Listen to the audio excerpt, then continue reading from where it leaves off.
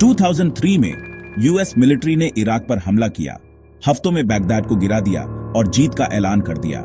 लेकिन एक बड़ी प्रॉब्लम थी, सद्दाम हुसैन गायब हो गया था।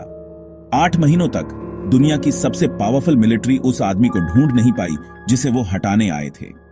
यूएस ने कंट्री पर कंट्रोल कर लिया था, लेकिन मेन टारगेट मिसिंग था, जिससे केओस बढ़ रहा था और उनकी अथॉरिटी कम हो रही थी। हर पैलेस, बंकर और सेफ हाउस को सर्च किया गया, कुछ नहीं मिला। अफवाहें फैल रही थीं। क्या वह सीरिया में था, अंडरग्राउंड, रेजिस्टेंस को डायरेक्ट कर रहा था? मैनहंट एक ऑब्सेशन बन गई थी, इंटेलिजेंस फेलियर और सद्दाम की कनिंग दोनों का सिंबल। यूएस ने वॉर जीत ली थी, लेकिन सद्दाम के बिना विक्ट्री अधूरी लग रही थी।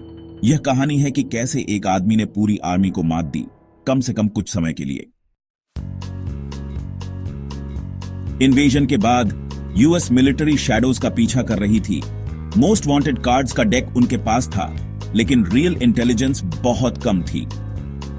टास्क फोर्स 121 ने घरों पर रेड की, सस्पेक्ट से पूछताछ की और एंडलेस फॉल्स लीड्स का पीछा किया। सद्दाम के दशकों के डर और लॉयल्टी ने लोगों को चुप रखा या सपोर्टिव बनाया। अमेरिकन्स, जो एक कॉम्प्लेक्स लैंड में आउटसाइडर्स थे, ट्राइबल टाइज और लोकल लॉयल्टीज को समझने में स्ट्रगल कर रहे थे। हर टिप डेड एंड पर ले जाती थी, हर रेड एक और खाली घर। उनकी टेक्नोलॉजी उस आदमी के लिए कोई मैच नहीं थी जो गायब होना जानता था।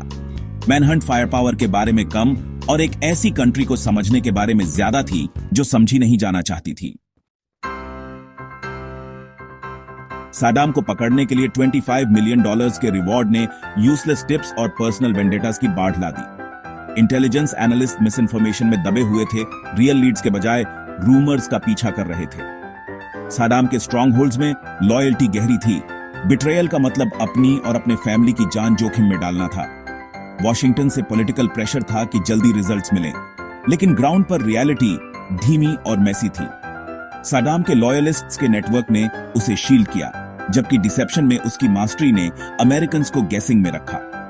यूएस मिलिट्री एक ऐसे वेब में फंसी हुई थी जिसे सद्दाम ने पूरी जिंदगी बुना था। उसे ढूंढने का मतलब था दशकों के डर, लॉयल्टी और लाइज को अनरेवल करना। जबकि यूएस सैटेलाइट्स और सेंसर से सर्च कर रहा था, सद्दाम लोटेक हो गया।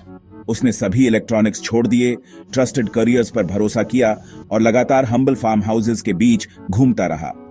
एक फार्मर के डिस्गाइज में वह घुल मिल गया, कभी एक जगह नहीं रुका, हमेशा एक कदम आगे रहा। उसके छुपने की जगहें क्रूड स्पाइडर होल्स थीं, कैमोफ्लाज्ड, लगभग इनविजिबल और लॉयल होम्स के पास खोदी गईं। सद्दाम की स्ट्रैटेजी सिंपल थी, ऑर्डिनरी बनकर इनविजिबल हो जाओ। उसने इराक और उसके लोगों के अपने गहरे नॉलेज का इस्तेमाल छुपने के लिए किया।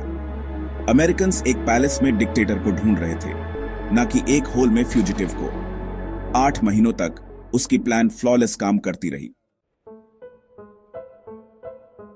ब्रेक थ्रू टेक्नोलॉजी से नहीं, बल्कि ओल्ड फैशन डिटेक्टिव वर्क से आया। इंटेरोगेटर्स ने एक की कुरियर को फ्लिप किया, जिसने उन्हें सद्दाम के मेन बॉडीगार्ड तक पहुंचाया। उस बॉडीगार्ड ने प्रेशर में सद्दाम की लोकेशन एडावर के पास बताई। ऑपरेशन रेड डॉन लॉन्च की गई। सोल्जर्स को एक हिडन स्पाइडर होल मिली। बाहर आया एक डिशेबल्ड सद्दाम, बिना लड़ाई के सरेंडर करते हुए, आर्म्ड लेकिन डिफीटेड। मैनहंट एक मडी होल में खत्म हुई, ना कि एक पैलेस में। क्या यह यूएस इंटेलिजेंस की फेलियर थी या सद्दाम के सर्वाइवल स्किल्स की ट्रायम्फ? शायद दोनों। आखिर में यह ह्यूमन इंटेलिजेंस थी, ना कि हाईटेक गैजेट्स जिसने डिक्टेटर को नीचे गिराया।